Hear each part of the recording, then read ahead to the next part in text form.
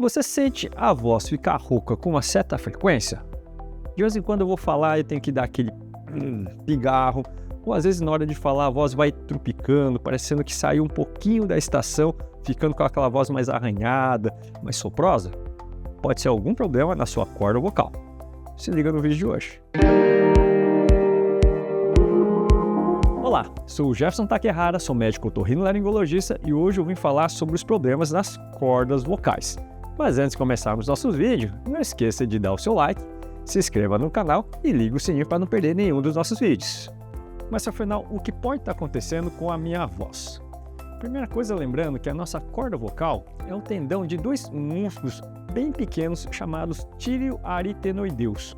Eles são, na verdade, tendões de músculos, porque eles são responsáveis por dar movimentação e trabalham em pares. E essas cordas vocais, ao encostarem numa posição bem na entrada na nossa área respiratória, na região da laringe, antes de entrar em direção à traqueia e aos pulmões, eles vão aproximar no movimento de fala e o ar que vem dos pulmões, ele vai vir com fluxo e provocar vibrações nesse espaço entre as duas cordas vocais. Em mulheres, a corda vocal ela vai se articular de uma forma diferente da dos homens, lembrando que as mulheres, a região da laringe ela é um pouco mais estreita. As mulheres não têm o famoso pulmo de Adão ou o gogó, que acaba deixando a região da garganta dos homens um pouco mais alongada em uma posição diferente, o que permite aos homens uma voz mais grossa, uma voz mais grave, e nas mulheres uma voz mais fina. Nas crianças, a proporção da região da garganta ela é bem parecida com a das mulheres e por isso que as crianças costumam ter uma voz mais aguda, uma voz mais fina, mais próxima das mulheres do que a dos homens. E conforme o homem vai ficando adulto, na adolescência, essa corda vocal e a estrutura do pescoço é o que vai determinar as mudanças de voz, indo da transição da voz infantil para a voz de adulto.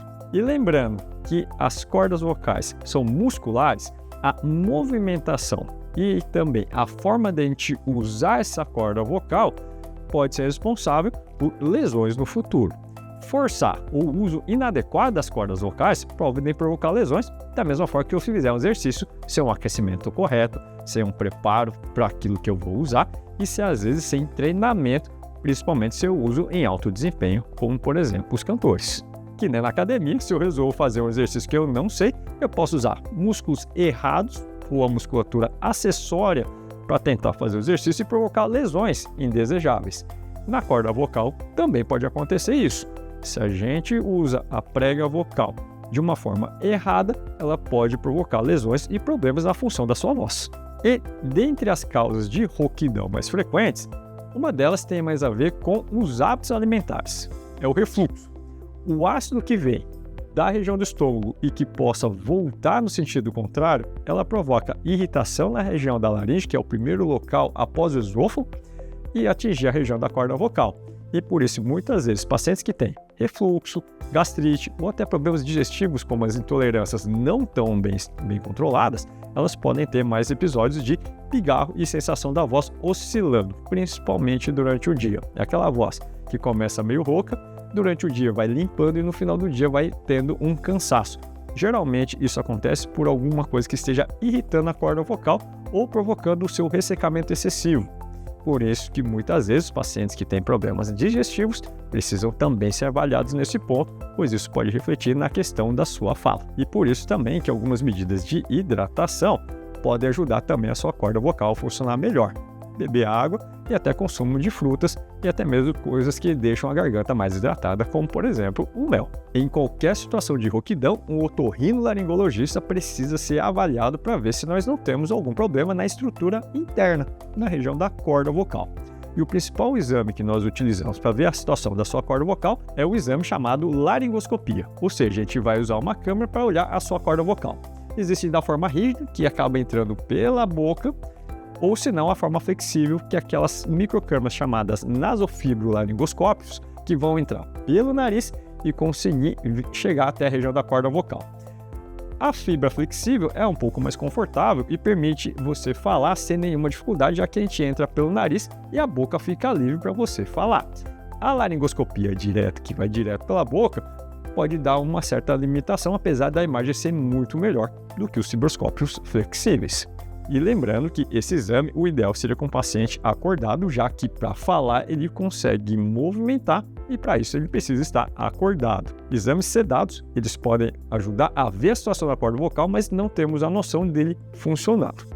E existe também um outro exame mais específico, chamado estroboscopia, ou seja, a gente usa o efeito de luzes piscantes, como se fossem os flashes, para ter uma movimentação em câmera lenta e a gente conseguir ver a movimentação dessa corda vocal, a fim de achar algum problema durante o seu processo de fonação, ou seja, quando você fala, se existe algum problema que possa levar a uma queda do desempenho, uma voz mais ruidosa ou não tão agradável. E as principais lesões que podem apresentar nesse exame, além da situação do refluxo, que eu expliquei, são as lesões próprias na corda vocal.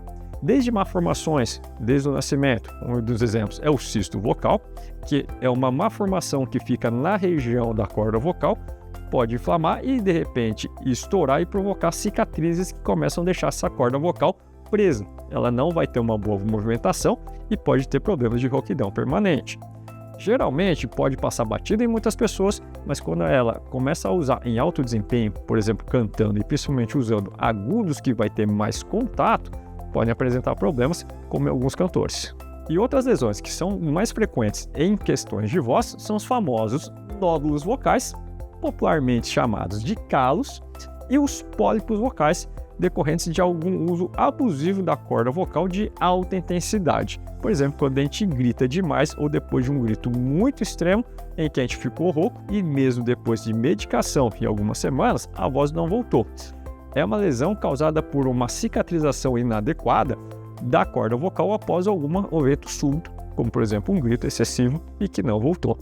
Lembrando que na questão do cisto e da questão do pólipo, existe a chance de uma possibilidade cirúrgica para a gente poder tirar o excesso de massa, fazer uma correção da corda vocal, mas isso depende de caso a caso, de onde da corda vocal que foi afetado e qual situação que isso aconteceu. Por isso que num evento súbito que eu perdi a voz, ou de repente de um grito minha voz não se recuperou, é interessante às vezes um otorrinolaringologista ver o seu caso. Agora, os nódulos são os mais comuns, mas falar que tem um nódulo na região do pescoço, o pessoal já lembra de outras possibilidades, por exemplo, os cânceres.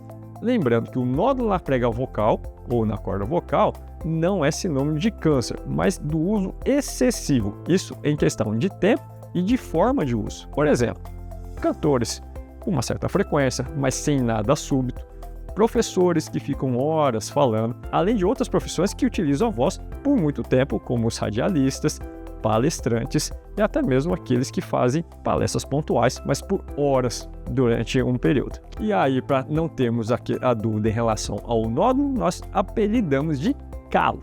E por que nós apelidamos de calo?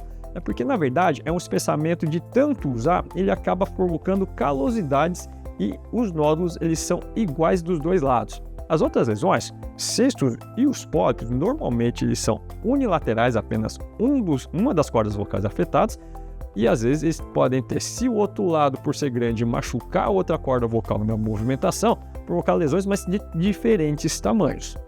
No nódulo vocal, elas têm praticamente a mesma proporção e o mesmo ponto de contato por causa desse uso excessivo. Eu falo que é igual pegar uma enxada do jeito errado ou se eu exagerar muito no tempo de uso. Eu começo a calejar a minha mão. Se eu exagero ou não faço um aquecimento correto, um preparo correto da corda vocal, ela vai começar a formar essas calosidades que vão levar a maior rouquidão e até a sensação de pigarro persistente, mesmo depois quando paro de falar. Geralmente o nódulo, ele por ser uma lesão física, ela não fica oscilando durante o dia. É a sensação de alguma coisa raspando na hora de falar durante o dia inteiro. E é com muita frequência nas mulheres, já que a frequência de voz mais fina, ela tem mais atrito. A frequência de voz da mulher pode ser em torno de 4 ou 5 vezes maior do que a frequência da voz masculina. Ou seja, o contato entre uma corda e outra durante a vibração com a passagem de ar pode ser até 4 ou 5 vezes maior. Por isso que o nódulo é muito mais frequente nas mulheres do que nos homens, ou até mesmo nas crianças pequenas que exageram muito na fala e aparecem também essas calosidades.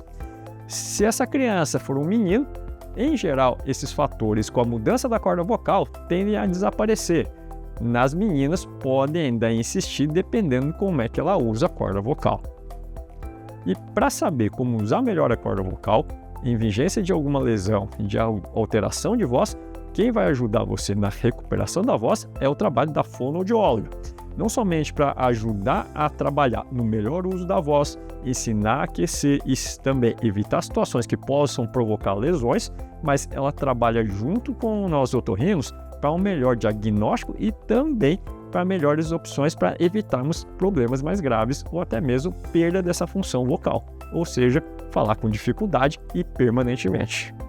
E lembrando também que fatores irritativos podem piorar ainda mais a situação. Por exemplo, infecções, como as laringites, mas também questões alérgicas, pois a mesma poeira que vai entrar pelo nariz vai atingir também a garganta e atingir suas cordas vocais, fazendo eles ficarem mais espessas, mais inchadas, permitindo uma queda da qualidade da voz e ficar mais rouca por mais tempo, ou até por tempo mais prolongado do que a inflamação.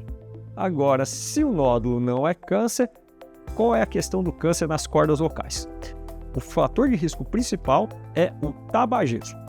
Muitas vezes, quando a pessoa tem o câncer na região, que nós chamamos de carcinoma, a pessoa ainda fuma ativamente. Na verdade, nem tanto a questão de fumar em si, mas a tragada vai praticamente permitir um maior contato de nicotina na região, que é o principal fator de cânceres nessa região.